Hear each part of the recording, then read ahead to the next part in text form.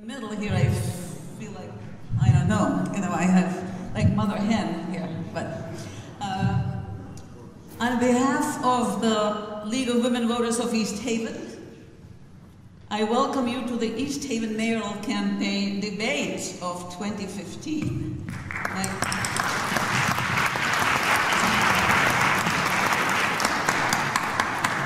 All right, this is a good crowd. My name is Ilona Leshnis, and I will be the moderator tonight. I'm a member of the League of Women Voters of Hamden, North Haven. The reviewers of your questions will be from the East Shore League, and that is Elise and Brooks Lowe. The reviewers check the questions for legibility, so write clearly, clarity, duplication, and appropriateness. What is appropriate? For example, if you question the candidates about U.S. foreign policy, that would be inappropriate. Now, each question will be answered by both candidates, and then each candidate will be able to respond.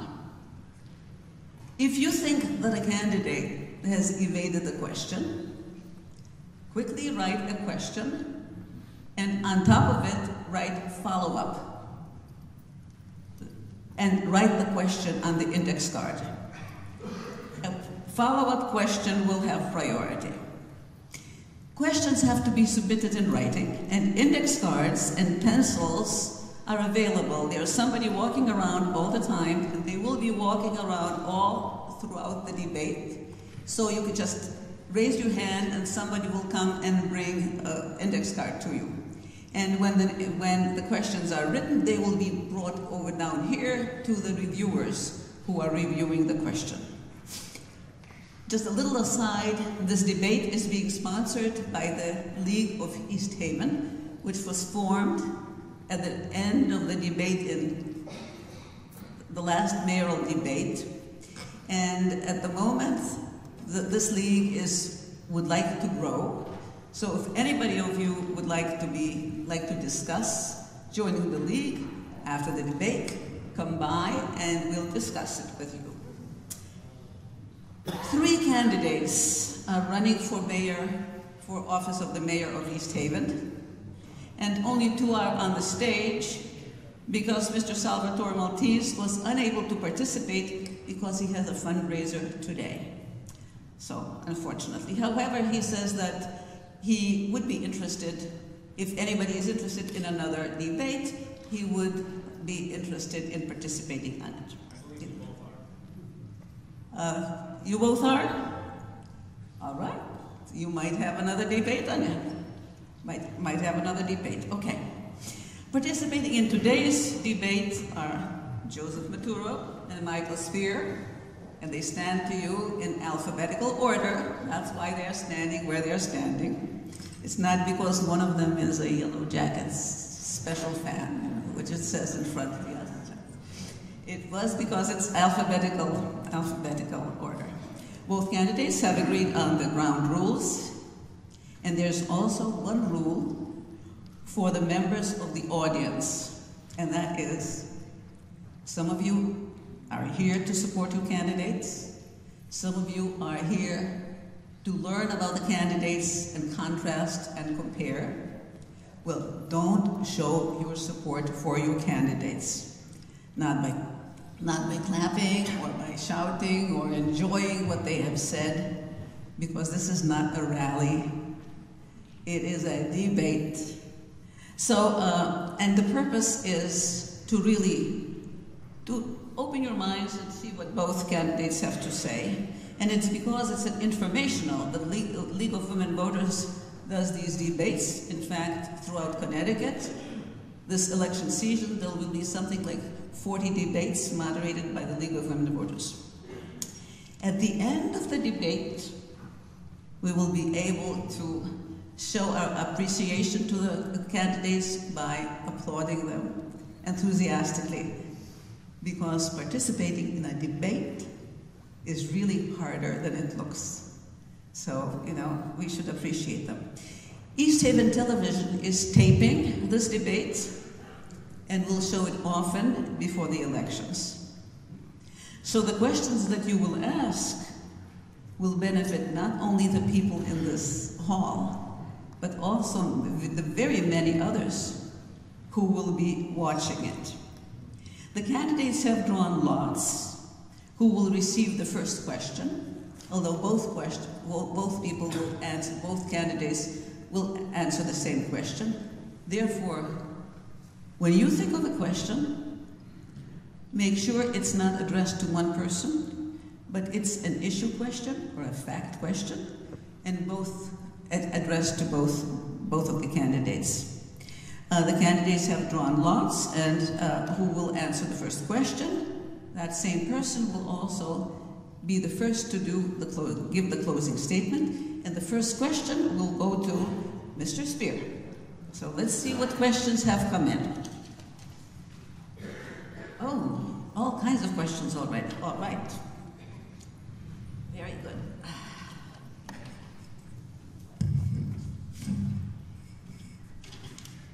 Oh, and by the way, the candidates have a minute and a half to answer the question. All right, minute and a half to answer. And when they have 30 seconds left, somebody will lift this but just lift it so that the candidates can see it and I can see it. Can you see it? I can see it. Can you see it? Okay.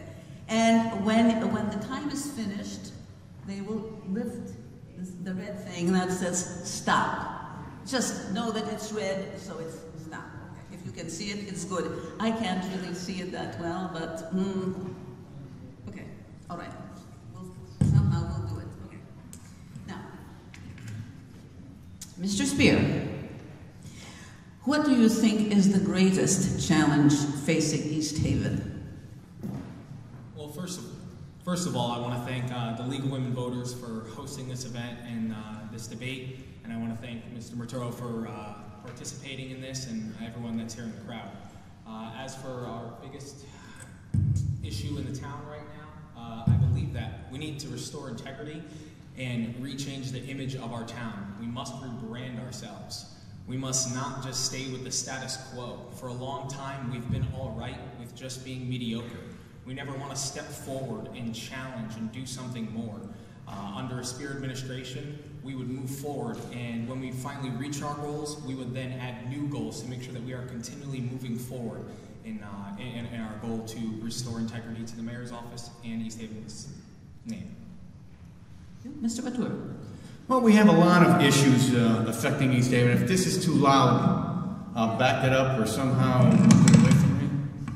How is that? Is that a little bit better? But before I begin, I again want to thank the League of Women Voters. Thank Michael Speer. I know his mom is out here. She must be very proud of him, and her grandmother. So, you know, good luck to you, Michael. I know it's very important to have your parents out there. There was one time when I had my parents out there too. Unfortunately, they couldn't make it tonight. But nevertheless, thank everyone for coming tonight. Hope we all learned something and have a little bit of fun tonight. There's a lot of issues affecting the town of East Haven, but I think the main issue is probably taxes. And I think taxes are important because they affect everybody in our community. Sure, school is important, our elderly are important, but they affect certain segments of the population.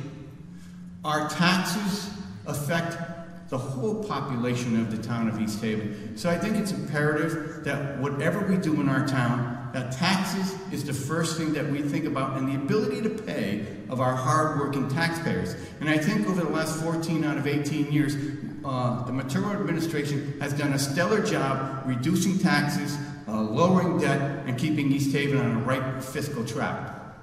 Is it still too loud? I saw somebody do that. I don't know how else I can do this. Okay. Now, and we'll get this down. Okay, so this is top now. I can say something back on yes, that? Yeah. And before we do that, can I test this mic again? 1, 2. Is that too loud, or I mean, do I have to step back from it? Is that better? All right. Okay. Sorry. Now, yes, each candidate has a 30-second response. Mr. Speer. My question is, or my statement is, if taxes are so important to the Maturo administration currently, why have we raised taxes 15% over the last 4 years? And on top of that, where's our 17% rollback that were promised in the 2011 campaign that you ran? Would you like to respond? Sure. Well, if we really look at the paperwork, the house that Michael lives in, I'm not sure if he owns it or not, but since I've been in office over the last 4 years, that particular house is paying $900 less than they were 4 short years ago. Before we can lower the tax rate to that 17%, we still have to fix the financial mess that I inherited 4 short years ago, when we had $200,000 in our rainy day fund, when we're supposed to have $4.4 million. But 70% of the people got a tax break last year. Stop sign, thank you. And everyone got a tax break this year. And I would love to. No, thank you. No, I'm sorry. No, that is not. No. We will not do that. Afterwards, in your statement, you can mention that, or maybe something will come up in a question. Mr. Maturo. Yes. If elected mayor, the money for the West End should be spent. When will this happen? Well, right now, the money's sitting on the desk of the bonding commission up in Hartford. There's approximately $1.2 million, I believe it is. And as soon as that money is released by the governor at the next bonding commission, hopefully it's done at the next bonding commission, we'll be able to spend that money right away, because we already have the plans ready for the West End to go. And we have spent money in the West End before, but these plans will make the West End have period lighting like we have on in front of Town Hall, the same kind of sidewalks, you know how you see it with the brick in the sidewalk as we do in front of Town Hall, some of the planters, some of the trees that we have in front of Town Hall, but all that can be done as soon as the money is released by the governor. Same question to Mr. Speer. If elected mayor, the money for the West End should be spent. When will this happen? Well, I'm first off going to touch back on the last thing when we were talking about the taxes. The taxes were still raised. The mill rate still went up. And if you talk about the rainy day fund and the $4 million, you tout a budget and a surplus, but your last budget in 2008 showed a revenue shortfall of $3.5 million, and you touted a surplus of $600,000. When in actuality, you rated the rainy day fund, which at the time was at $4 million. You took the $3.1 million from the rainy day fund to offset your revenue shortfall and defunded the appropriations line for the rainy day fund on your last budget, which was supposed to be the $600,000 that I mentioned. So when you put it all together, presto, you wind up with showing a surplus, and in the end, we had $4 million in our rainy day fund, and we are left with less than $1 million, and we could probably get this done a lot quicker with another Democratic town hall. I will continue to answer that question now about the thank you. Are our timers checking the timing? Okay, so we're still going. All right. So thank you. 30 seconds. All right. So continue. Okay. I'm with sorry. With the West End question, yes, we do have that money waiting for us, but there's a lot that needs to be done. It's not just the West End. We cannot forget about Foxen. We cannot forget about down near the beach area. One area that I'm in a great position, if elected your mayor, is the mock-up of our state is a Democratic government. We can advocate on behalf of East Haven to make sure that East Haven's getting all of the money that's out there besides just the $1.2 million, and try and dress up the town. The West End is exactly one of the entrance points of East Haven, and we will do our best to make sure that we improve the quality. Mr. Maturo, would you like to respond? I'm not quite sure how fast he ran off those numbers in the very beginning, because it's hard for me to hear them because the speakers are out there. But I have some numbers written down too, and I have no clue where he got them from. But in 2007, when I left office, we had $4 million in the surplus.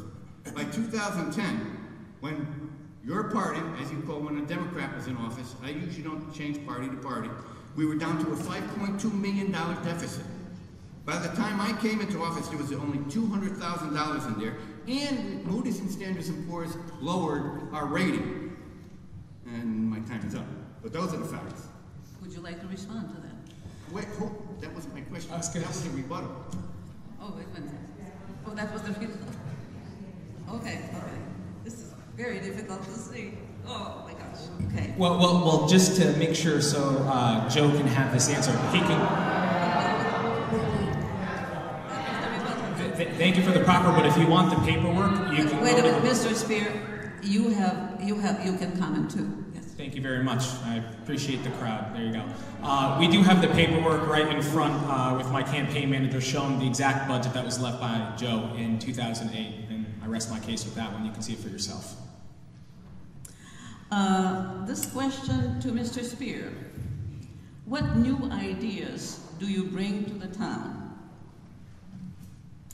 New ideas start with innovation, the next generation, focusing on where we're going to be 15, 20 years from now, not just a political stunt to be here for the next 2 years or what we've done in the past 10 years. If you only focus on the past or the present, you're certain to miss the future. We must focus on bringing in more businesses, keeping the businesses we have here afloat and helping them thrive. We must do a lot with our community to rebrand our image that will allow our children to want to come home after college and want to participate and be an East Haven resident again and take pride in their community as we all have and would like to see again. Thank you. Mr. Maturo. Could you repeat that, please? What new ideas do you bring to the town? Well, the new ideas is a lot of some of the past ideas that we've had. Again, the most important aspect of our community is our financials. So we have to keep track of what we do in our financials and prioritize where we can spend and when we can spend.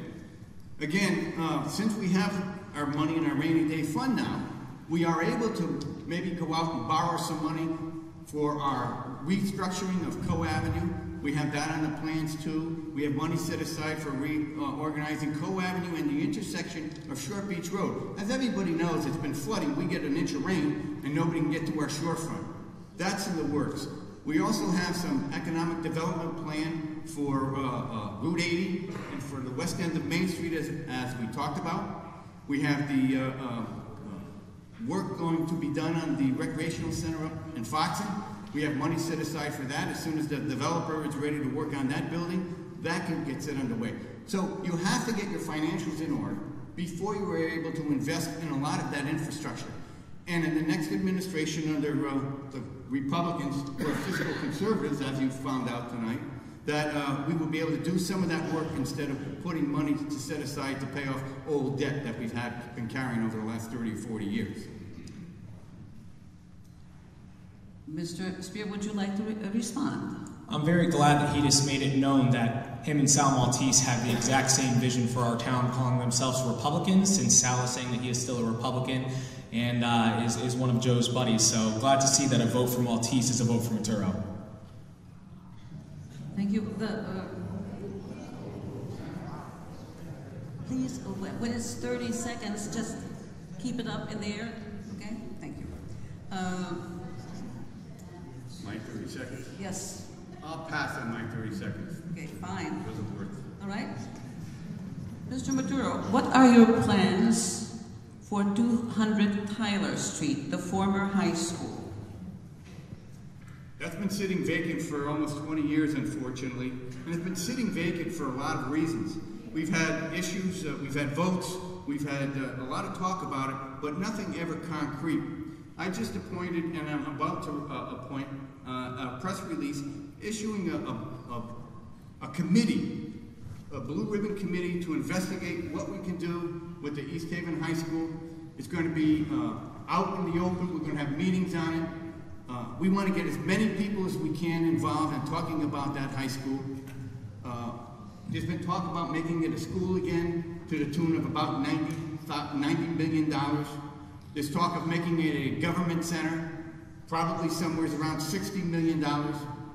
My vision of that school, and although the committee is going to decide what will happen to that school, I have a vision, and I should be steering it as mayor. My vision is to have it a multi-purpose building, to make sure that Biddy Basketball always has a home in the gym, to make sure our seniors and our youth and the citizens of our town always have that pool, to make sure that the Historical Society always has a place, but to turn it into a tax-bearing entity in our community, and hopefully turn it into a senior center for our seniors to live, work, and enjoy their lives here in the town of East Haven. Thank you. Thank you. Please hold your applause for the very end. Mr. Speer, what are your plans for 200 Tyler Street?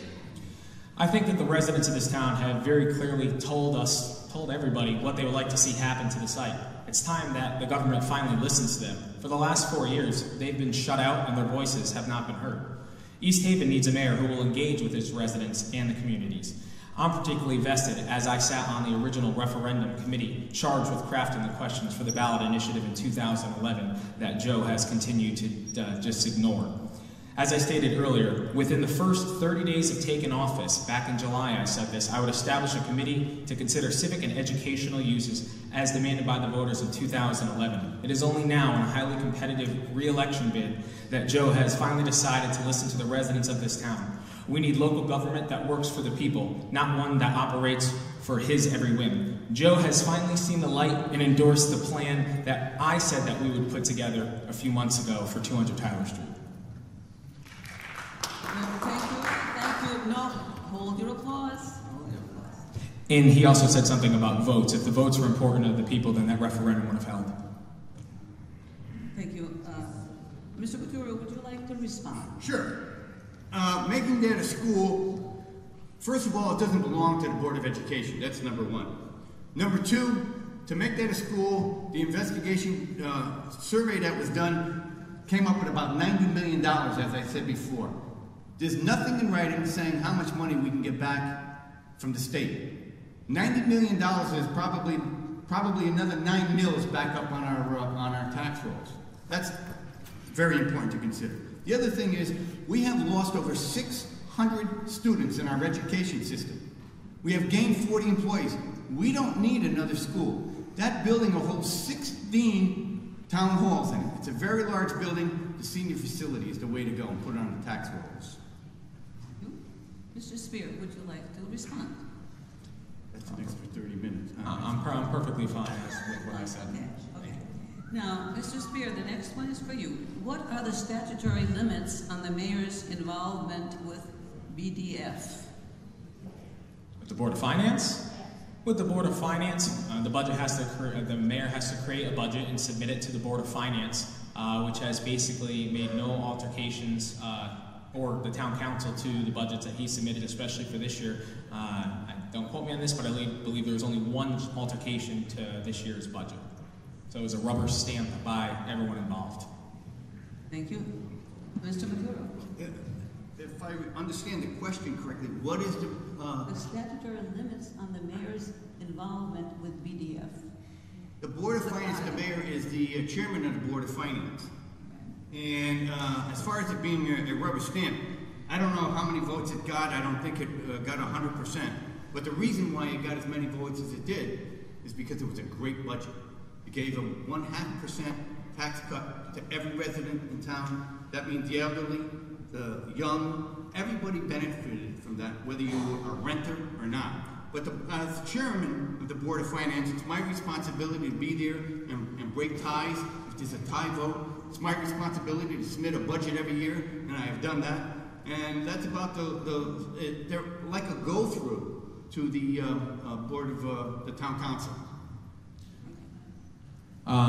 When you went to the Board of Finance, and was there anybody or any pushback from your budget, and did you change anything that they suggested to you? I don't answer questions from the candidate. I think I answer that's questions this is a response. From the crowd. I mean, if we get into a back and forth, no. who's going to do what? If you want me to, I will, but I don't think that's kind of good. Fine. Okay. Mr. Maturo, what will happen to the existing schools once the consolidation of schools begins? Will these buildings sit vacant like the old high school? Hopefully not. The Board of Education recommended some closing of some schools. There was some feedback from some of the residents, from the PTAs, O's and PTAs.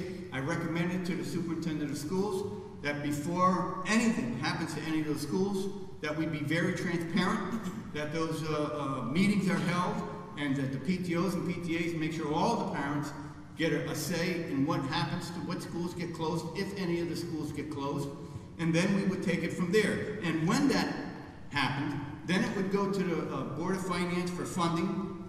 It would probably also go to the town council. And during those stages, we would come up with something that we can do with the schools that close. It's hard to predict the future on how many schools will be closed, what schools will be closed, but in the past, schools that have been closed, other than the high school, have gone to other use purposes, such as Talmadge Park, and a lot of senior facilities have gone into them. Some special classes have gone into them we rent some of them out. So there is space for other schools to come in and use our old schools, or we sell them out. Thank you.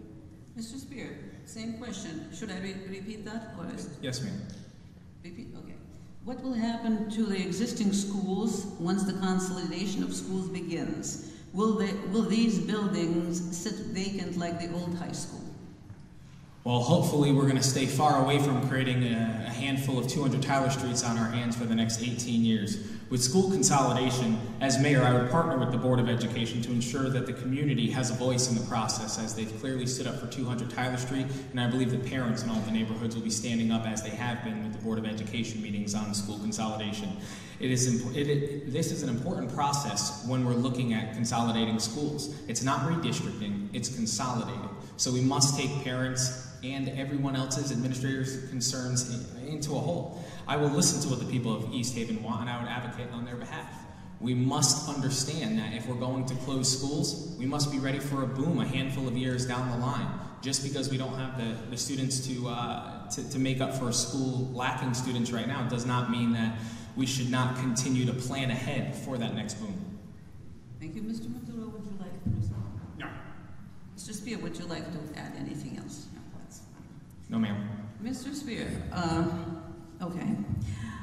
Do you have an established in print 5- and 10-year capital outlay program or budget that addresses the horizontal and vertical public service and recreation needs of the town? And how would you fund this? Our plan will be released shortly after this debate. I was hoping that all three candidates would be up here, so anything that we said could not be used in a later interview or added into somebody else's plan, but you could expect it on our website within the next 24 to 48 hours. Mr. Maturo. I believe the question was about infrastructure. Shall I read it? It is a bit long. Let me reread it. Do you have an established in print 5- and 10-year capital outlay program or budget that addresses the horizontal and vertical public service and recreation needs of this town? How would you fund this? I don't believe we have anything in print for a 10-year out plan. That's kind of very tough to do in today's economic times, especially here in the state of Connecticut. We are probably one of the highest or most indebted state in the nation. So it's hard to do that when we get so much money back from the state. 10 years is a very far out plan.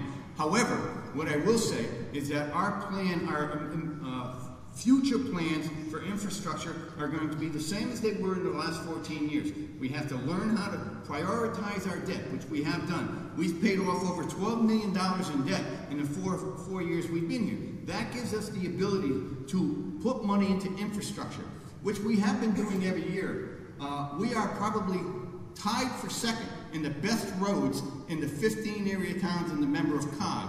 And that was a study just put out about a month ago from the Council of Governments. We put money into our public service departments. We have all brand new lawnmowers. We just bought a brand new front loader, and we have 2 more trucks coming in at the tune of about $240,000. Is there a response? With bonding, sure, our rating has increased, but we haven't done anything to actually leverage additional improvements or investments on our roads or our infrastructure. There was a gift given during this election cycle. All the construction on Main Street was from the state. It was a state project, not Mr. Maturo's. Mr. Maturo, any response?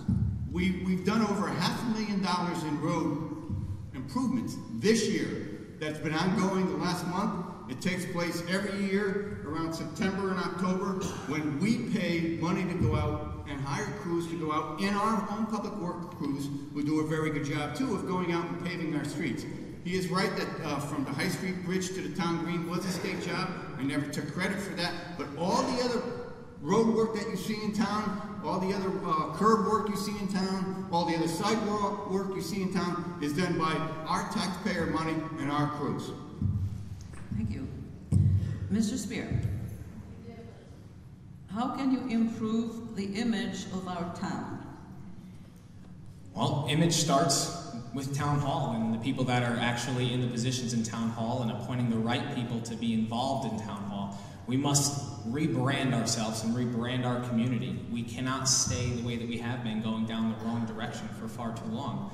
I would personally start with a huge marketing campaign built around our culture in East Haven. From knocking doors and speaking with so many residents over the past year, we still have that great culture in East Haven. There are a lot of members of the communities that still live next to their family members. There are still all of those people that have that close-knit communication with their family members around here. But we're losing that as this generation is getting older. And we must learn to harness that and keep those people here. Otherwise, we'll never get new businesses to come to our town. You'll never get our children that are leaving in college to come back after they graduate. We must do more. Thank you. Mr. Maturo. I think our image of East Haven is a good image. And I think over the last 14 out of 18 years, I can say that I'm proud of the image East Haven has. We are a community of choice, not the one to avoid. We are a community where people want to move into our town. We get the best bang for our buck in our community. We have one of the best shorelines along the state of Connecticut. We have one of the best police departments, fire departments, and public service departments in the state of Connecticut. You know, it couldn't be clearer how proud I am. We are recognized nationally with our bands, with our football teams, with our police department, who made a 180-degree turn. I was only one of 40 mayors. Thank you. I was only one of 40 mayors invited to the White House. And if you don't think that's a big deal, to talk about our police department, it has become a state-of-the-art police department across our whole nation. And I couldn't be any prouder of the people we meet at fundraisers, I'll give you for instance. I just went through, not too long ago, an airplane crash on Charter Oak Avenue. It was devastating. You would not believe the turnout and the support that we got from our community.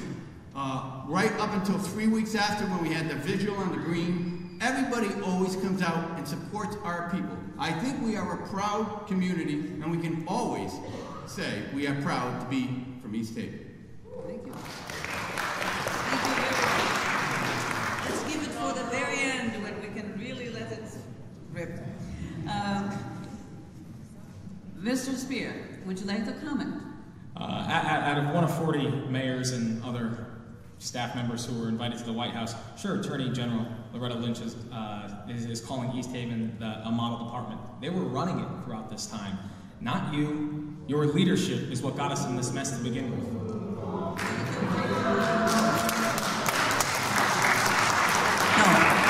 Wait a minute. Remember, at the very beginning, this is not a rally.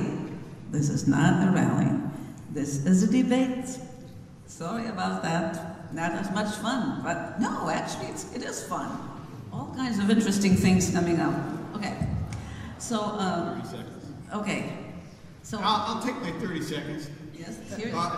To blame me for the image of the police department is certainly a discredit to your running this campaign.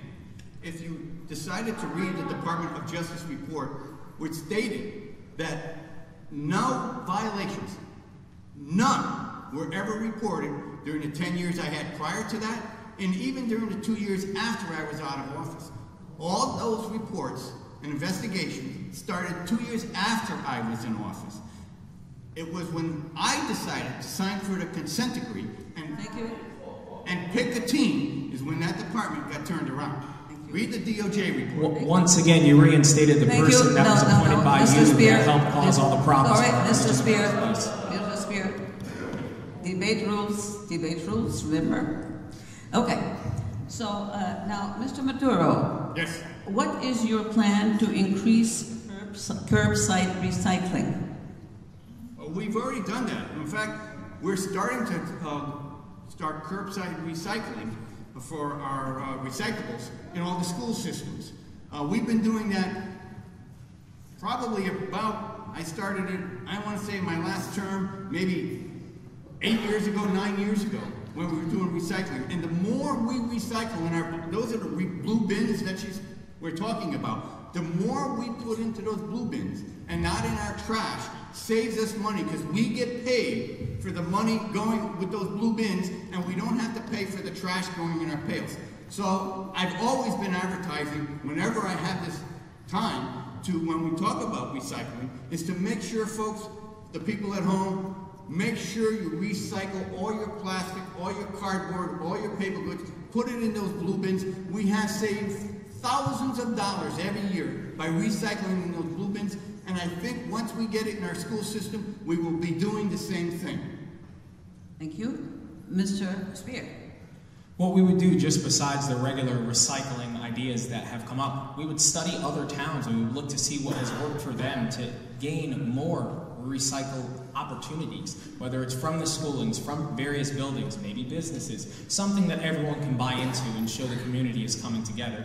Because it is right, we do make money off of that, and we would like to increase that. And I think studying other towns and learning from other towns is where we can get a leg up. Any responses? And, you know, we have done that. I go to the Council of Governments every month, and we talk about those things. And in fact, our Public Works Director, I just thought of it.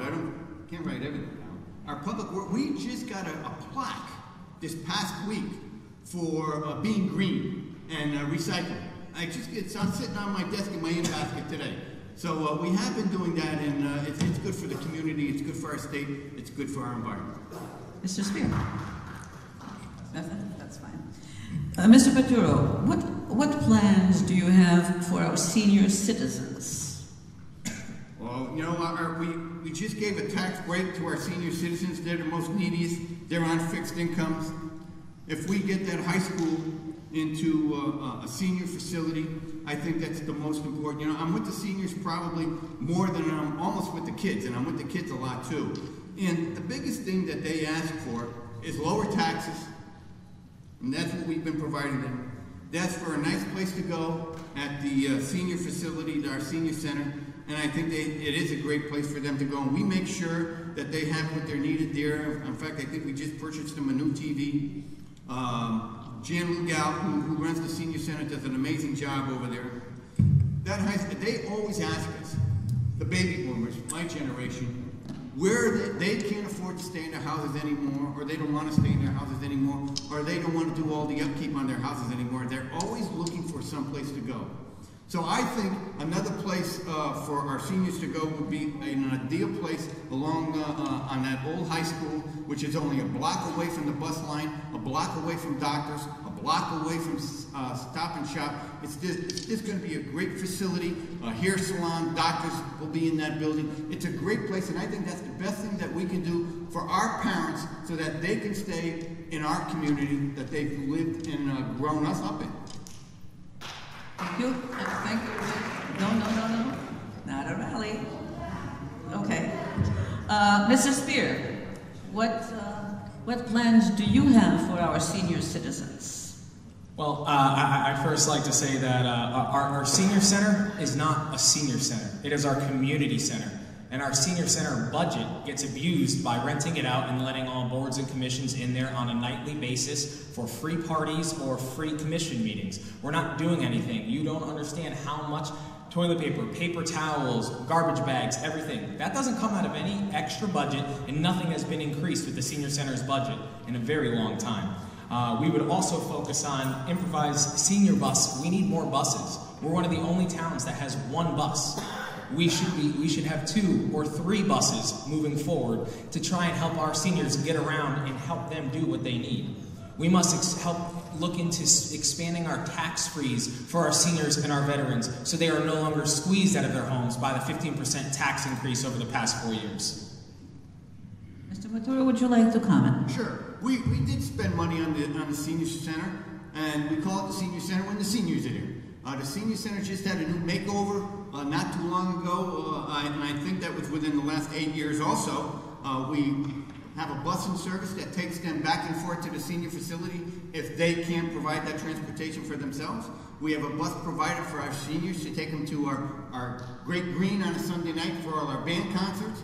We have a bus service that will even take them to the stores. We used to take them to Stop and Shop. The problem was we didn't have enough people riding in the buses.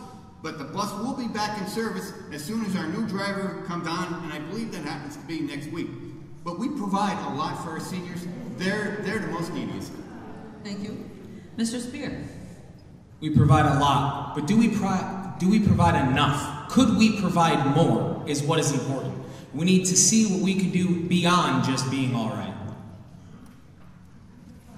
Thank you.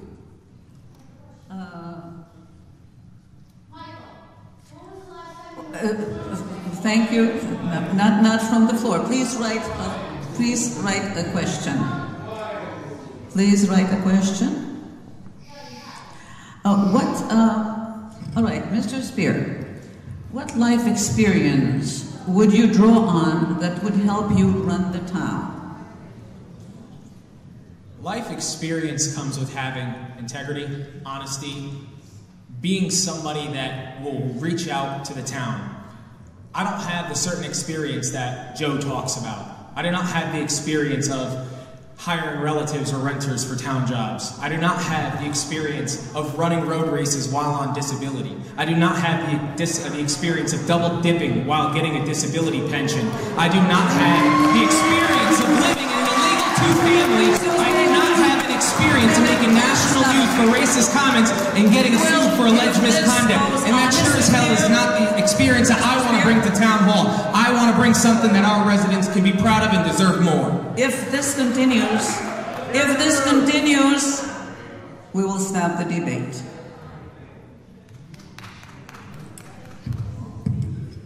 People didn't quite hear what you had to say. I interrupted you. Would you like to say it again? 30 seconds for Mr. Speer. Must I go on? Please don't. Good. 30 seconds. Say it again? 30 seconds. Oh, I could add in a couple things. I don't have experience in stealing cable services. I do not have experience in building an illegal apartment over a garage. I do not have experience in many things that Joe has experience in, but that is none of the experience that I want in my administration. So you have no experience. Thank you, Mr. Maturo. What life experience would you draw on that would help you run the town? Please do not. We really will have to stop the debate if this continues. Thank you. He can't be serious. Here's a question. I've been mayor of this town for 14 out of the last 18 years. I have a great record here in the town of East Haven. We've made great strides here in the town of East Haven. I've experienced, once I got out of the Navy during the Vietnam War era, I joined the fire department to help continue to serve my community. After serving 17 years in the fire department, I left the fire department on a disability, and I never regretted, I always regretted leaving the town of East Haven. I decided to get involved in politics. I ran for state rep twice. I worked for the legislative office building for 2 years. I finally won mayor after 3 losses, and I am now the longest serving mayor in the history of the town of East Haven, and I'm very proud of that. And I want to thank each and every voter who went out there and voted. Whether they voted for me or not, they went out there and took part in their government and gave me the ability to lead East Haven into the 21st century. And each time they gave me that ability, I was able to come back into the town hall with that leadership and provide good fiscal, sound restraints to make East Haven a better place to live. Mr. Maturo, what would you do to bring activities to the town for teenagers? Well, we provide a lot for our teenagers in town. We have a teen center, a lovely teen center in the old high school. It's one of the things we're using our old high school for. It's run by Bob Petroselli, and he does a great job there. We have probably 7 or 8 fields in town. We have an arts in town. Our recreation department runs probably 10 different programs year-round for our teenagers. I know a lot of them go down to the beach in the summertime. We hire a lot of them, the kids from the high school in the summertime, to keep them busy in the summertime if they want to work. But we have sports. There's a number of things our kids in town enjoy. Could we do better? They would always want a skate park. Every kid in town wants a skate park. There's a couple of problems with that skate park, and I know it's going to come up. But the skate park, I've talked to other communities that have a skate park. They get a lawsuit probably every week.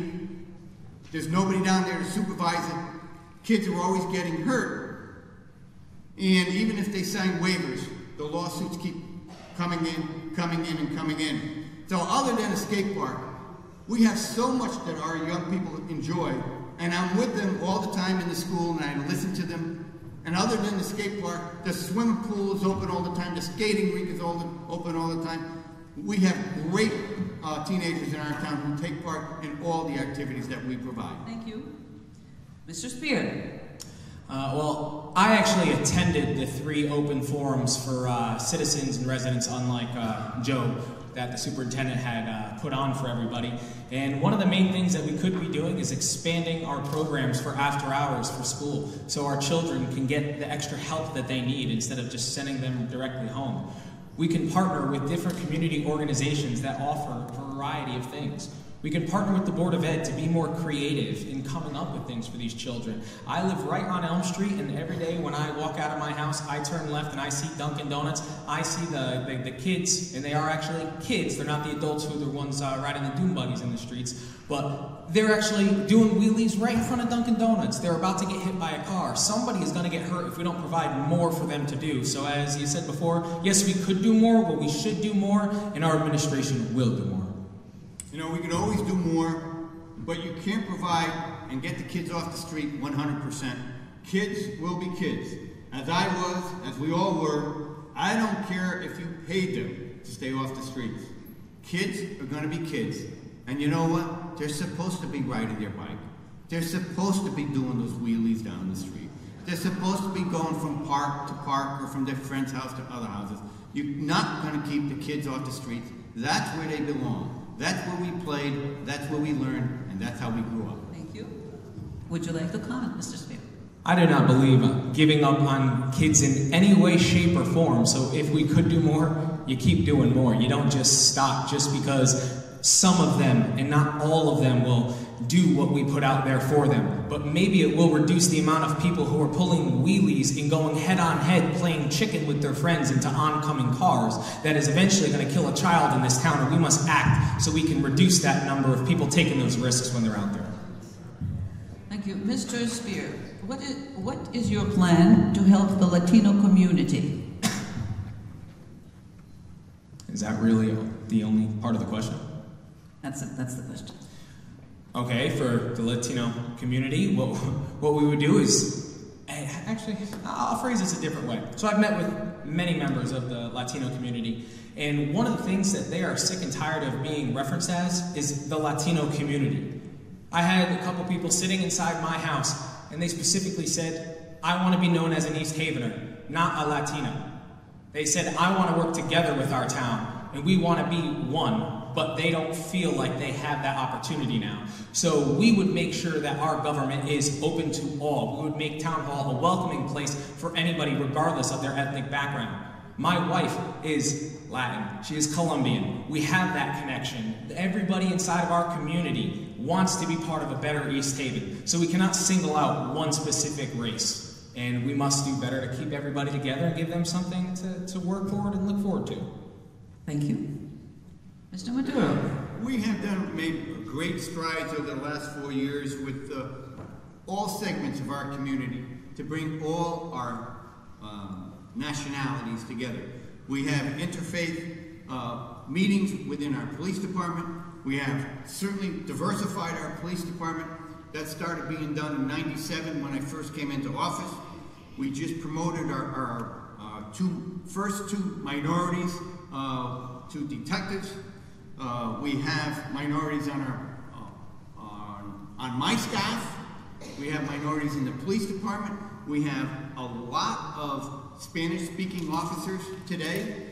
We've incorporated a lot of first language Spanish in our school system to help integrate our school system and get those kids up and ready to learn. It's almost, some of our school system is now English second language.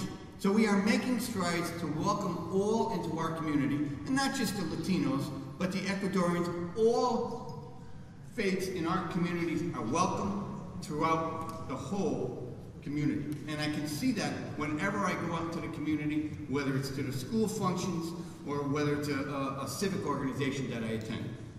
Thank you. Mr. Speer, would you like to comment?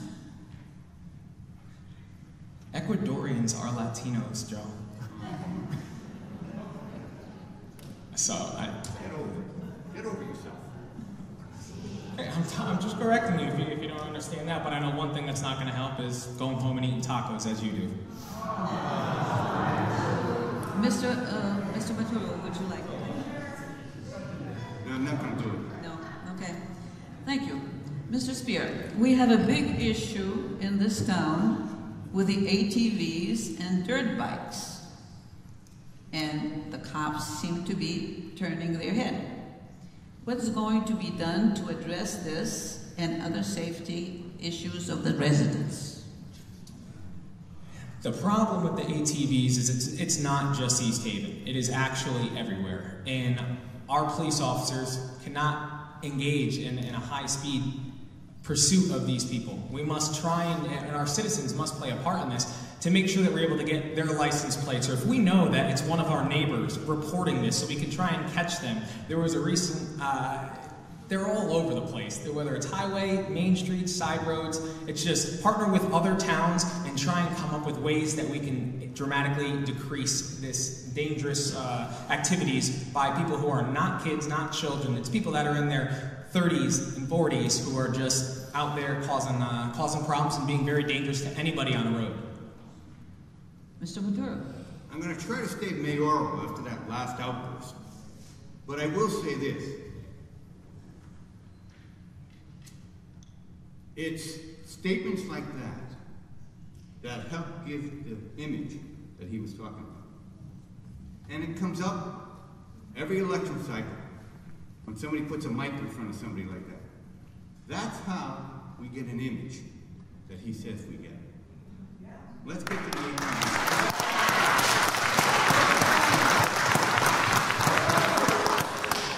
As far as the ATVs go, you know what? The car I drive almost looks like a police car. I've seen them come around my car. We've had a lot of complaints about the ATVs.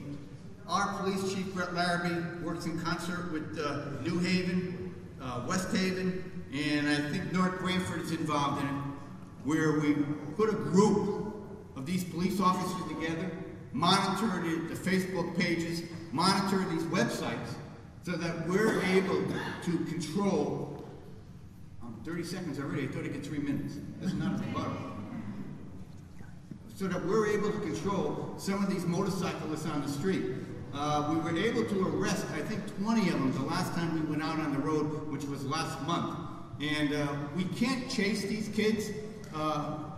As you know, as soon as we chase them, somebody gets hurt, whether it's one of our folks or one of their folks. So it's the governor, our police departments have put out a standing order, no chasing these cyclists. They're very hard to get, but we have been getting them. And we did pass a law within our community to confiscate these bikes once we do get them. Thank you. Mr. Spears, would you like to comment? Let's be clear, it is you who tarnished our community in the first place.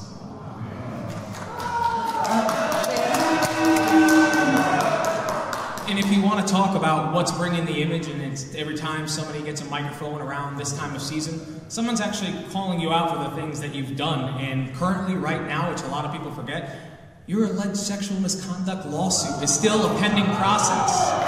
How is this the image that is good? Really, we will stop this debate if it becomes a rally. This was a stop sign. This was a stop sign.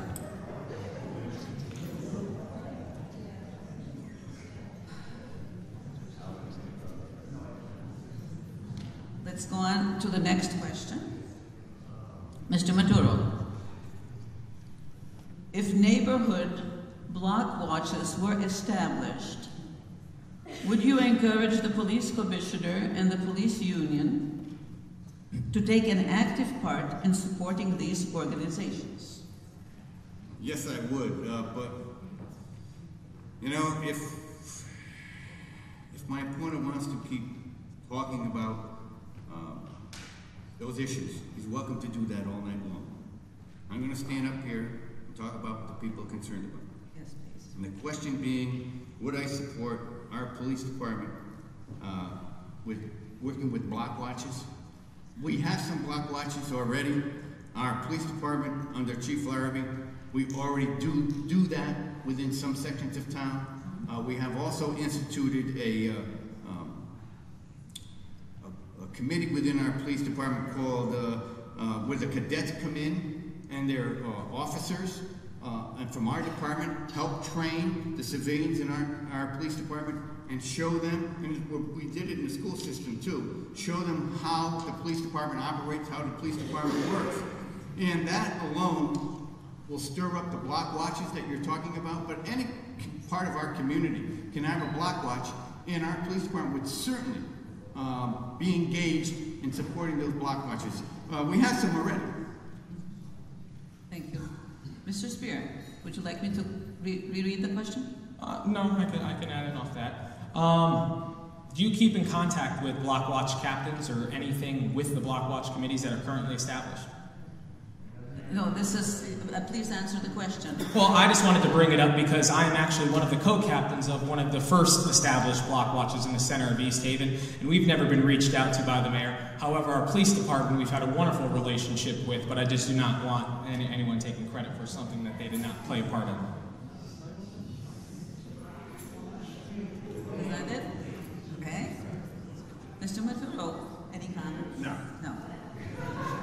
Mr. Speer, would you like to add anything to that? No. Nope, I would just keep engaging with our communities and trying to build our block watches up. We must build them up small in each community, and then hopefully they can grow into where they overlap one another, and that should be the ultimate goal. To then they become bigger and more people are looking out for each other. In our neighborhood, everyone looks out for their next door neighbor. It should be done everywhere, and a lot of people are trying to start it, but a lot of people really fall off from new committee meetings, and it takes a lot to get these groups going. It takes a lot of dedication. So the members of the community that have been doing it throughout town, I greatly appreciate it, and keep working hard because you're doing a great job.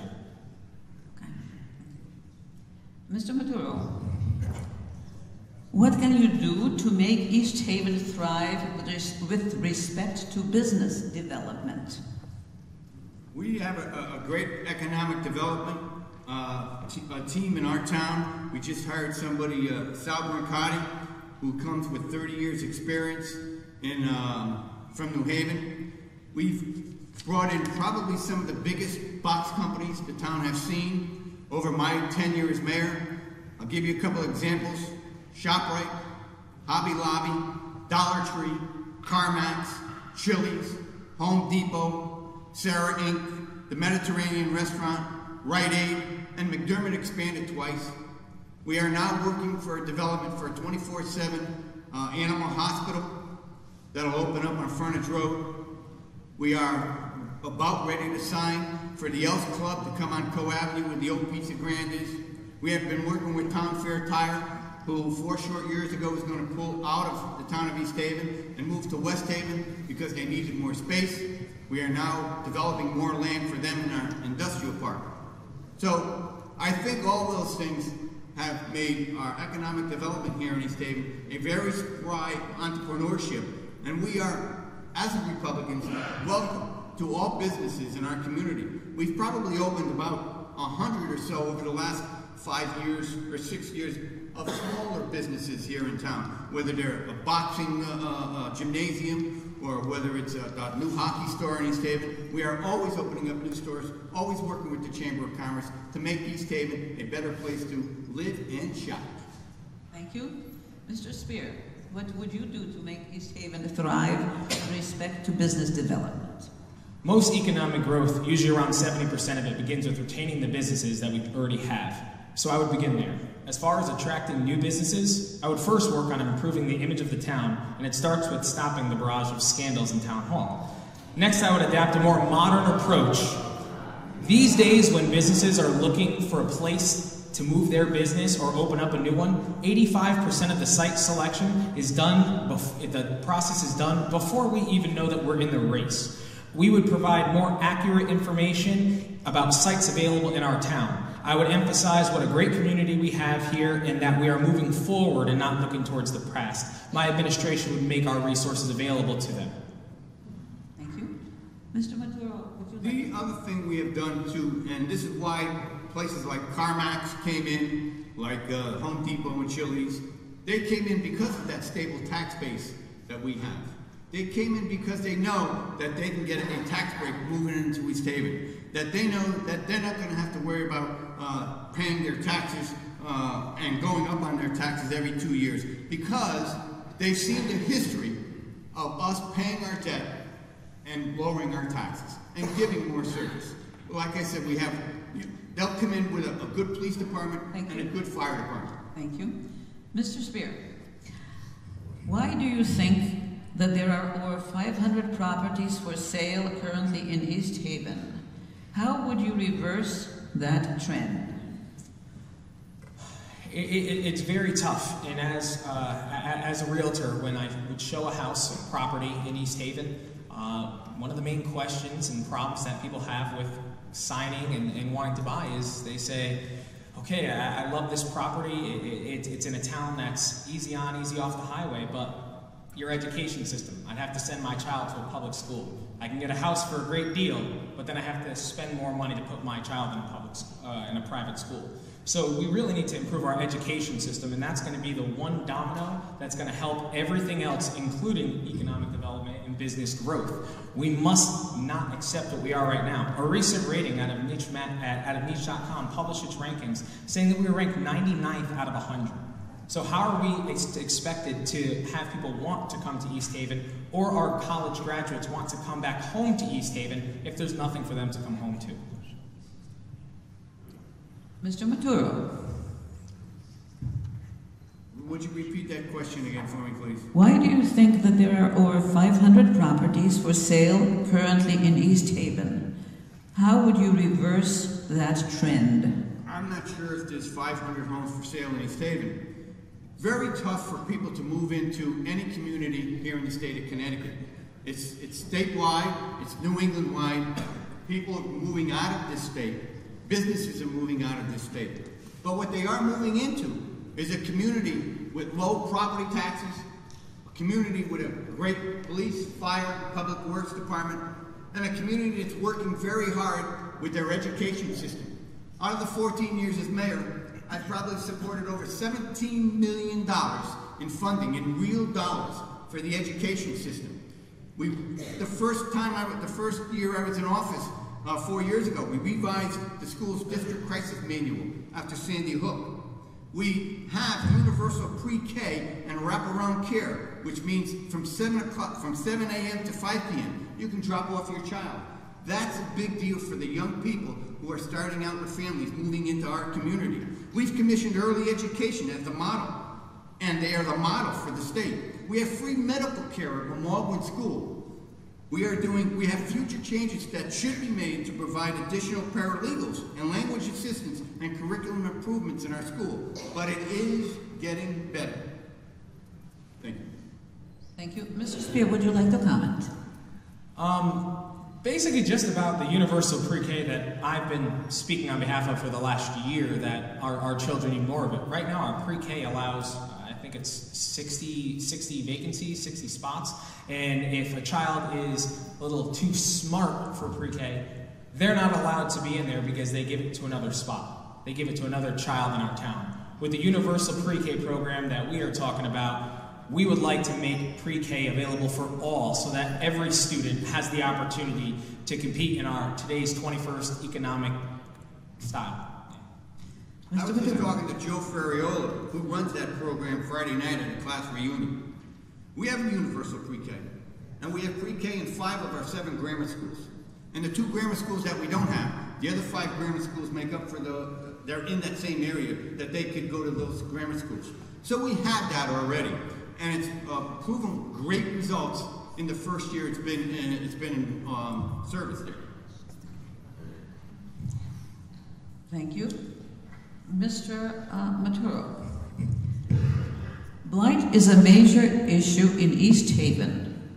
Blight is not only an eyesore, but it devalues our home. As mayor of East Haven, how do you plan to alleviate blight? You will probably never alleviate all blight. Government rolls very slowly with the government process. And we know that because we have a blight commission, and we have a code enforcement meeting every month in my office, and we take complaints from all residents, we investigate all those complaints, and we vigorously, through the law, through the zoning, through the building official, investigate, and the health department who's on there. There's about 15 department heads in those meetings, and the police department. We vigorously try to enforce every blight issue we have. One of them, probably the worst one, probably took about 6 years, and that was the Zulo property on Borman Road. If any of you are familiar with that. But that proves how slow justice moves. You can't just go into a house and start finding them. You have to give these people an opportunity, because most of these people who live in these houses do not have the money to take care of that blight immediately. They're on fixed income or low income. So the law allows them a lot of flexibility in taking care of that blight. However, every large blight issue that came across my desk over the last 4 years has been taken care of, including one right now at number 1 Van Horn Drive, where we finally got the bank to reside the house. So we work on the blight issues every day that we're in office. Thank you. Mr. Speer. We see blight all over our town. While knocking doors and talking to residents, I've heard increasingly strong concerns about our neighborhoods, that our neighborhoods are falling apart, that they're not what they once used to be. Several years ago, we had an agency that fully enforced our blight laws. We might do something with it now, but we're not doing it to the extent that we must. This administration has let that languish, and the cost has been an increase in all of our unkept homes that hurts our neighbors and decreases the value of our homes. Our administration would make sure that these concerns are addressed, and we would work hard to make sure and create programs for those people who cannot take care of a certain property. If they're eligible, that we will find state aid to be able to take care of that. We have those programs. As a matter of fact, there are times when I have to send over our public works department to cut grass or board up or take care of a residence when people can't afford to do it. So we work on those issues. I think we do a very diligent job on it, and I want to congratulate, I don't know if they're in the audience today, any of our workers, or if they'll be listening at home, who work very hard in the health department, all our people who work very hard trying to take care of these blight issues in our community. We do a bang-up job on it. We really do. Thank you. Mr. Speer, would you like to add something or comment? I just think that we can do better when it comes to our blight commission and our blight committee. Having somebody actually focus on it all the time, not just sometimes when there's a commission meeting for it. Thank you. Mr. Speer, as a homeowner, I would like to know what is going to be done to prevent robberies of homes and cars. What could you suggest that would make the police department more effective in preventing criminal activity? The police department is doing everything to the best of their ability. They can't get somewhere if it's not currently in progress. How we start at the smaller level is block watches. Starting more of those block watches with neighbors looking out for each other.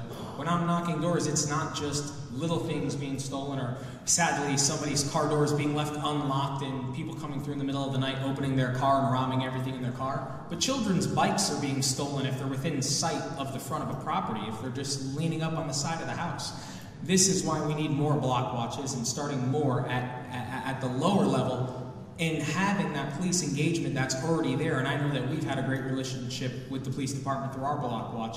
It starts with every member of the community getting involved and playing their part, and that's how we'll be able to take care of that. Mr. Maturo. We've instituted bike patrols over the last couple of years that were taken out while I was gone.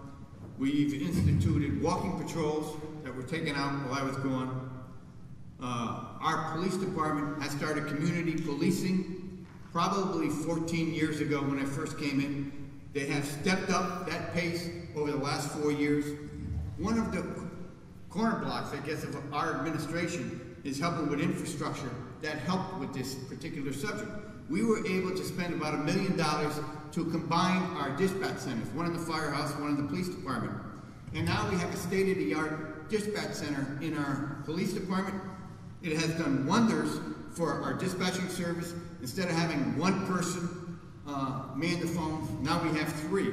But what that also did is made another police officer accessible to go out on the street or to help with our neighborhoods, or as a matter of fact, we put another police officer in the senior community on Messina Drive. We have a substation there to help any crime that's being taking place at Messina Drive. So we were able to divert some of our police services to other parts of our communities where we are getting reports of these burglaries, and it has certainly worked out well. Thank you. Mr. Speer, would you like to comment? There must be a very big disconnect between you and the substation, the people at Messina Drive, because when I've been at Messina Drive multiple times, they continue to say that that substation is not doing what originally they were told it would do, and it is not helping them inside. So maybe that needs to be reevaluated on the structure of that system, because those seniors are not being helped by that substation. Mr. Maturo, a comment? He can say whatever he wants. I know what's happening. Okay, thank you. And that's not taking place. I mean, you know what? Well, the seniors who are watching this, they'll be able to find out exactly, and then they'll tell you next time. Please stick to the rules. Was that my 30 seconds or his? That was, I think, your That he interrupted. That was mine? Okay. Go ahead. You didn't get through the 30 seconds. Go ahead. Now, when I go to the senior center, they're saying just the opposite. When I go to the Messina Drive, they're saying just the opposite. I'm with the seniors at least once a week. I have never heard what you just stated. Not even close to it. All I hear is that they feel safer. That we even have video cameras now. In the parking lots, and anytime anybody feels, we have those blue lights. I don't know if any of you have ever seen the blue phones that we install all along Main Street, and the path that the seniors have to take to Stop and Shop. If they feel like they're being harassed, all they have to do is pick up a phone and they get a police officer. Thank you. Mr. Maturo, yes. Neither candidate has addressed our problem with drugs damaging our kids. What is your plan to deal with this real problem? What was the problem? Drugs and kids. Addressing the problem with drugs damaging our kids. I got it. What is your plan? One of my favorite programs here in town was the DARE program. And I instituted the DARE program back in '97. I think you were still in grammar school then, so you might have had it. The DARE program was a great program to teach kids about drugs, about smoking, about accepting bullying and how to act with bullying. That program was taken out during the 4 years I did leave office. Fortunately, taxpayers gave me an opportunity to come back into office, and the first thing that I did before I did anything else was reinstate the DARE program. There is nothing better for 5th graders to be sitting in class and learning about the drugs. And the DARE program has changed over time to include bullying and how to treat people and how not to have anybody touch anybody. It's just a great program. And I have attended every single DARE program over the 14 years that it has been instituted in my administration. And if you ever saw these kids entertain themselves and talk about the drug program, you would know that that is one of the best programs across our nation. the most important thing we could do for our youth. Thank you. Mr. Speer. What we do, we have to work with our social agencies more. We have to partner up with the Board of Ed. We have to identify exactly what's going on. Getting in touch with those who have constant contact with kids every day and can see the early signs. As for dear, and as for your comment before, bullying was never part of the classes anywhere that I've heard, and I hope that it is now, because when knocking on doors, I continue to hear that bullying is a huge problem in our school system. And as a victim of bullying throughout my entire school education, it made it miserable for me to want to come to school because of bullying. Thank you. Mr. Maturo, would you like to comment? I will make a comment about that. Okay. Mr. Speer, anything to add? No, ma'am. No, thank you. Okay. Mr. Speer, what will you do as mayor to improve our fire department's facilities? Our fire department facilities. This is one of the reasons why we need a grant writer that's able to pay attention to exactly take all of the money that's out there from the state. I was shocked that we did not apply for the recent round of Sandy Relief Fund that could have gone towards our fire department and a firehouse. Thank you. Mr. Maturo. We applied for a lot of Sandy Relief Fund, and we got a lot of Sandy Relief Fund. And with some of that money from our Sandy Relief Fund, we got a new boat. And with that money from the Sandy Relief Fund, we have one of those the quads, and that we used down the beach during the hurricane, and we used down the beach during the snowstorm. We've gotten, being an ex-firefighter, after serving 17 years, it's one of my pride and joys to make sure that our fire department is well equipped. We've done that with new Scott air packs. We've done that with new equipment. By equipment, I'm talking about uniforms, bunker coats, bunker boots, made sure that they were state-of-the-art, made sure that the new systems that OSHA recommended for our Scott air packs were in place. We've done some new work with our fire trucks, and I think we have one of the best, by far, fire departments and fire chiefs in the whole state of Connecticut. I would put them up against any large department or small department in our state of Connecticut. Mr. Speer. Oops. Oh, wait a minute, you didn't finish it. Okay. Yes, you did. Sorry, I thought you had finished. My mistake. Our fire department does a remarkable job. There are many things that I've learned throughout speaking with them, though, where they're not up to date on certain things, where they can have newer technology, they can have more than just new uniforms. And when you talk about applying for Sandy Relief and then you talk about the boat, but guess what? This round, you missed the boat. Mr. Maturo, would you like to comment? One of the other things we purchased for our fire department is the light that you look through the camera, the infrared camera, so that when our firefighters, not many of you out there have been firefighters, of course, but as you know, you go into a burning building, you put down in that Scott air pack, you can only see this far in front of your face the rest of the time you're feeling. We made sure that our fire department had the infrared light, so that when they go into that building, they can see in the room. They can see if there's a body in the room. They actually don't have to go in there and actually take off their gloves and feel. That's for the safety of our officers and for the safety of our community. I gotta stop. Thank you. Mr. Maturo. Noise from motorcycles and illegal vehicles greatly exceeds the acceptable noise level. How should the town enforce the noise ordinance? Well, again, our police department, I think, does a great job with that. They are a busy department. It's hard to make every stop. It's been one of my pet peeves, and I'm a motorcycle rider. I've always had stock pipes on my bike, so there's one thing that I despise the most, and that's when that guy goes down the street and he's rattling your windows, or we stopped at a stoplight and you hear that the windows are shattering in your house. I've talked to our police department about it on numerous occasions.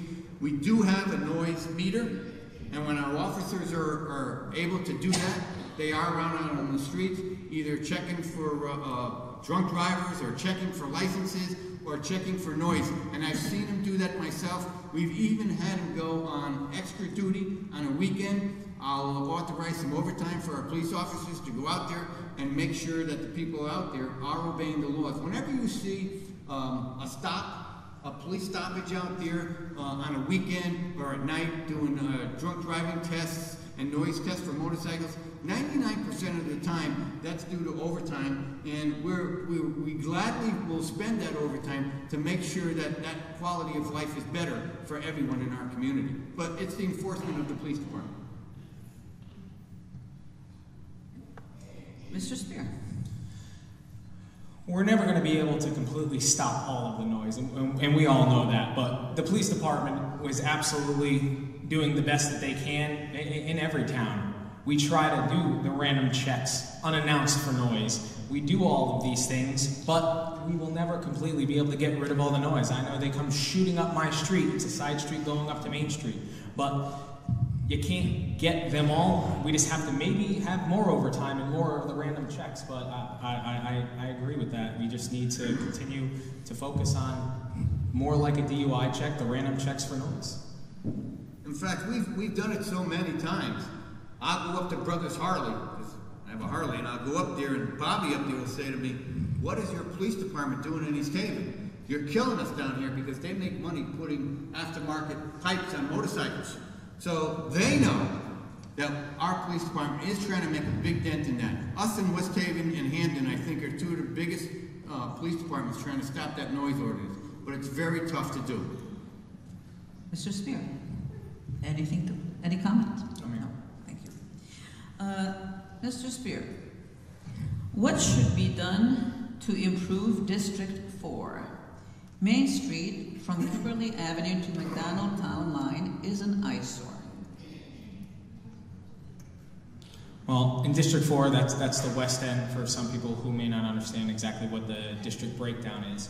As I said earlier, it's one of our main entry points of our town, and that's with good economic development, good building, and enforcing blight. We are overpacked with blight right in that area. As soon as you drive in from East Haven, it is an absolute eyesore until we get to right past where Dunkin' Donuts is, or Tully's Pizza. Up until there, and Sugar Bakery, it's an absolute mess. We must do more to try and create a better image and more infrastructure in that area that will allow other businesses to want to come there and not just fill a vacant shop after a business has failed with another business. We must try and do more to bring that area up and treat it not like a different area, but as one. And we must have a uniformed Main Street from the West End all the way down to the Green.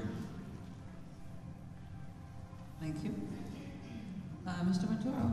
As I said before, we have $1.2 million to help with the west end of Main Street, but it hasn't been neglected, as everybody might think it is when you hear "wish I was politicians." It comes from, we've done a lot of work down there, whether it was with Main Street itself, making sure, in fact, we just got through sealing Main Street over the last probably 5 months. We've worked with AMF in redoing their facades and their signage. We've worked with Goodies Hardware. We've worked with the new laundromat and car wash on Main Street. With that $1.2 million, we'll be able to do the period lighting like I talked about, the sidewalks like we talked about, but there's not much else that can be done with the West End, no more that can be done in anybody's neighborhood. The town of East Haven doesn't own anything on the West End. All buildings on the West End are privately owned. We also worked with banks to get them a low interest, a low interest loan if they want to rehab the front of their businesses. But we've been working diligently with the people on the West End, and we have a West End business community now too that works with Sal, our economic developer, and they have come up with what they want to do with that $1.2 million. And that is what I just explained to us. Thank you. Mr. Speer. I think the best thing that we could do is restore faith in our local government. For far too long, they haven't had a voice. With the West End, better infrastructure attracts better businesses. It attracts more businesses to keep the businesses that we have currently going. We need a more open government. And for far too long, many residents feel like they never have a voice. It's something that I will change if elected mayor. I want to know what the voters want and what they need and what their thoughts are. They will have the ear of the town hall. They will not be pointed in 20 different directions before they finally have an answer. I will serve them, and voters deserve someone. Thank you. All right, I'll say it next. You're out of time. Okay. Mr. Maturo. Response or? The question or response? What am I doing? I think you had the question and now you're doing the response. Okay. We already have the committee. It's a committee made up of all the businesses who wanted to be part of that committee. And they meet once a month, and when we submitted the plan to the state of Connecticut, asking for that $1.2 million, their plan was incorporated in that money, or else we couldn't have got the money. And as soon as that money comes down, then those people and those businesses and that committee will start putting that plan into effect on the west end of Main Street. Thank you. Mr. Maturo, what do you feel are the biggest challenges of our education system? And how do you feel you can improve that if you're mayor again? Well, probably the biggest challenge going on right now is the plan that we just spent about $30,000 for, commissioned by the town council, to come up with a plan to consolidate some of the schools. That plan, as I said before, is to the tune of about $90,000. I asked, and we got permission, or the superintendent did it. She stopped that plan until we met with all the PTOs and PTAs. But it is a fundamental problem within our school system right now. After the committees meet, after the plan is thoroughly gone through by the Board of Education, I have asked the superintendent to bring it to the Finance Board, and when you come to the Finance Board, to bring it with members of the Board of Education, because the Board of Education will have already heard from the PTOs and PTAs. They will have to submit that plan along with the Board of Education to the Board of Finance and myself before it goes to the council for any plan to take effect. After saying that, to spend $90,000 on brick and mortar work, I think is way too excessive for our community. Again, you have to know what the taxpayers can afford. And to start building new schools when we have this beautiful building here that's built for 1,500 students, and we only have 900 in it. When we have loss of 600 students over the last 5 years, that is not the time to go spending $90 million on brick and mortar. Thank you. Mr. Speer. I'm committed to partnering with the Board of Education and to reduce the reliance on standardized testing and create better tools that evaluate our students. But anything we do must be with our teachers, not to them. We've had these open houses, we've had these opportunities to hear what the parents say and what even our administrators and Board of Ed members say, but some of the things are not getting done, they're not getting passed. Things always seem to get tabled around election time, and we end up on running from issues instead of taking them head on. Thank you. Mr. Maturo, would you like to comment? I'll just add that I encourage the improvement of our curriculum. We're working with the Teen Center and the summer programs with our kids in the school. We opened up a cadet program, as I said before, not only for our adults, but for the kids in this building. The future changes to this school. We're trying to get more paraprofessionals and, again, that language assistance and curriculum improvements for the whole system. But I think it's doable, and I think the current superintendent is on the right track. She's only been here for 2 years. You know, she has to have time to make these improvements because they are always looked upon as making too big of a change too fast, but I do think we are on the right track. The biggest thing is funding, and as I said, I have funded that building, this school system, over $17 million over 18 years. Thank you. Thank you. Mr. Speer.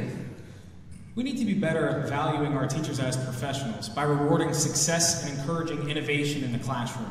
We must do better, and we will do better. And that's with the Board of Education helping create what we need for our students, not just shifting them off to a new building. We need to put our resources inside the classrooms. Thank you. What would be, now for Mr. Speer, what would be a good plan for developing our infrastructure?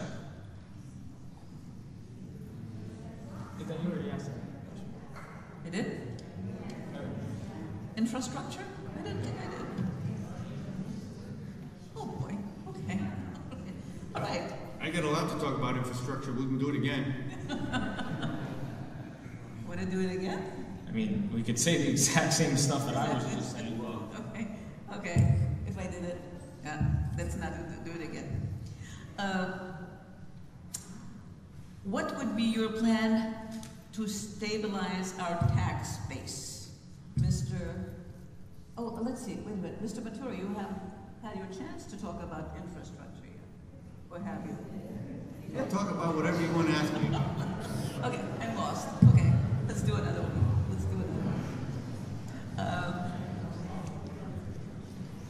What would be a good plan to stabilize our tax base?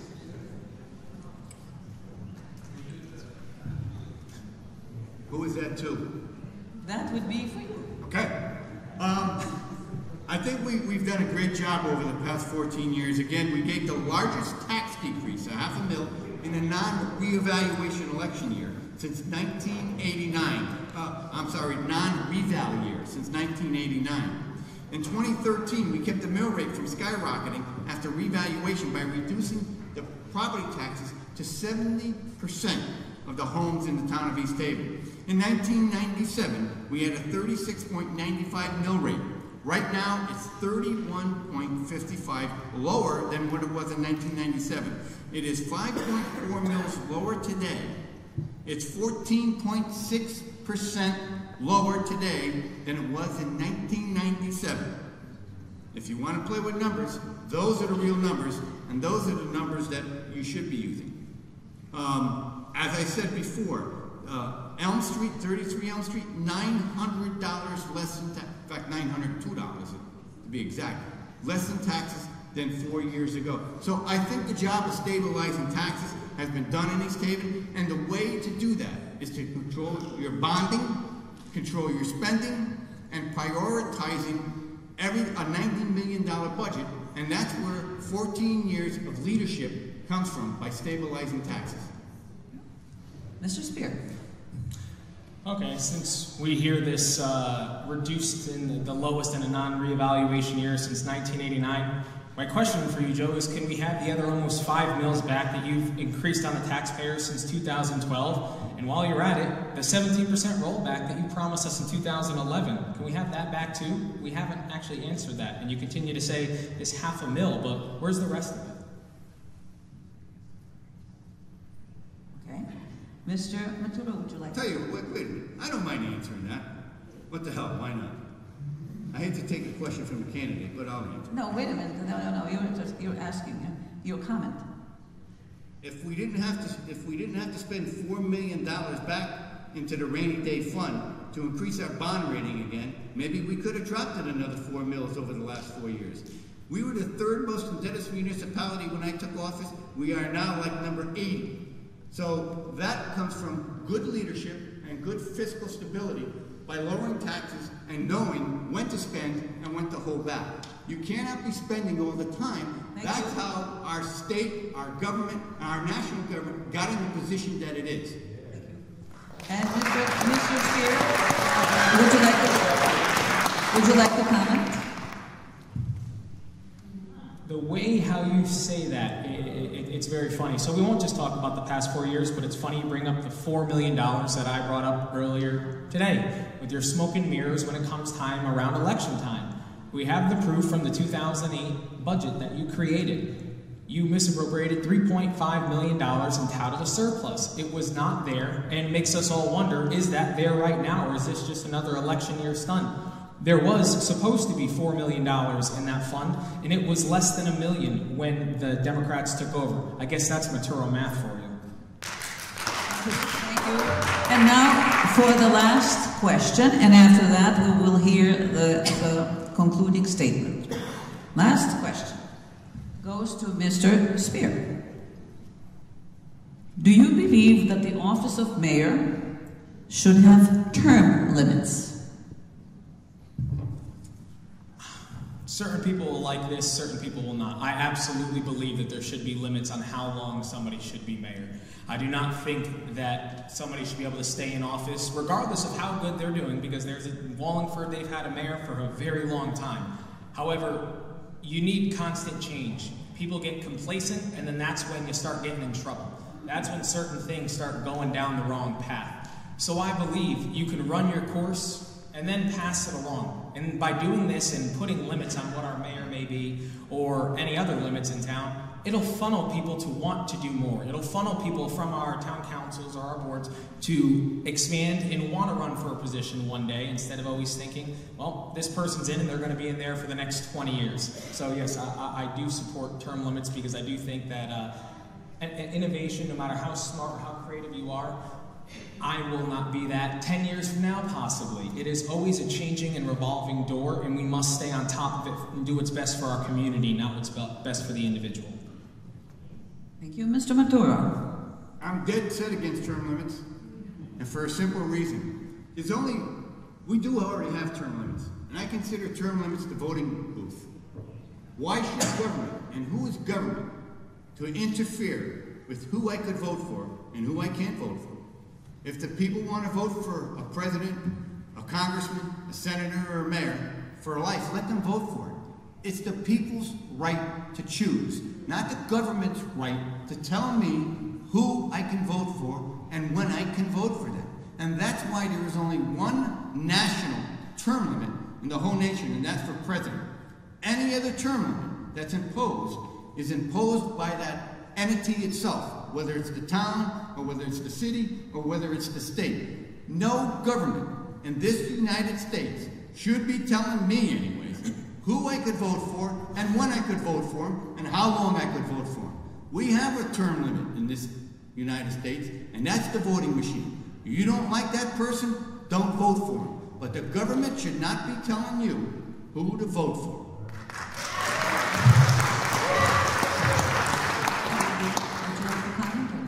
There are many states that have term limits on their governorships and other positions, but if it's good enough for the president, why isn't it good enough for us? Okay. For the simple reason I just said. I'm an anti-government guy. I want my local government to do certain things, and my state government to do certain things, and my federal government to do certain things. After that, stay out of my hair. It's my right to who I can vote for. And if you like that politician, whoever he may be, or she may be, continuity comes with that. Don't forget, when you change mayors, governors, you change people who are negotiating contracts, you change people who are negotiating laws, you make all those changes, a whole new slew of people come in here because the government mandated that. I think you are smart enough to mandate who you can vote for and who you can't. Now, so do you agree with President having unlimited terms and just having it be how that is? Saying that now for the concluding statements. The first concluding statement is by Mr. Speer.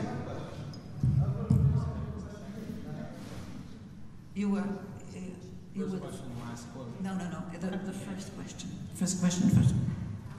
All right, well, first off, I want to thank everybody, and I want to thank Alona and the League of Women Voters and Mr. Maturo for participating and being here for the last hour and 45 minutes. East Haven is a great town, but the current administration has led us in the wrong direction. They've continued to raise taxes to the point where people that have lived here their entire lives are finding it difficult to make ends meet, keep up with their mortgage payments, and even provide for their families. Under this administration, the taxes have increased over 15%. We can't just listen to the election year stunts with a $500,000.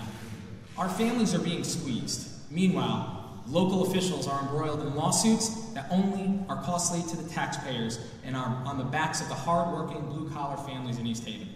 How can we look towards the future when our schools are ranked 99 out of 100? Studies continue to show that investing in early childhood education continues to reap rewards for children far and well into adulthood. That is why I'm committing to establishing a universal pre-K that will give all students the head start that they need to succeed in life. We must also work to be sure that children at all grade levels are prepared for a college and life itself. The recent SBAC scores specifically show that only 14% of our high school students are performing at or exceeding achievement levels in math. It is essential that we increase our focus on science, technology, engineering, and math. These are the skills they need to compete in a 21st century economy. But we must start that Whatever we do, we must include our hardworking teachers as our partners. We must engage parents in the process. We must do better, and we will do better. It is time for us to move in a new direction and bring new energy and new ideas to the mayor's office. As your mayor, I will work to be sure that our town's resources are used wisely. I will end the barrage of corruption and scandals that come out of town hall. My behavior will reflect on what the office represents and won't cost the taxpayers hundreds of thousands of dollars. As mayor, East Haven will have a government that is open to its residents, responsive to their concerns, and engaging in the communities. We will restore the values that makes East Haven a great place to live. My name is Michael Speer, and I ask for your vote on November 3rd. A vote for myself and the rest of Row A is a vote for a government with a vision of the future. God bless you all. Thank you.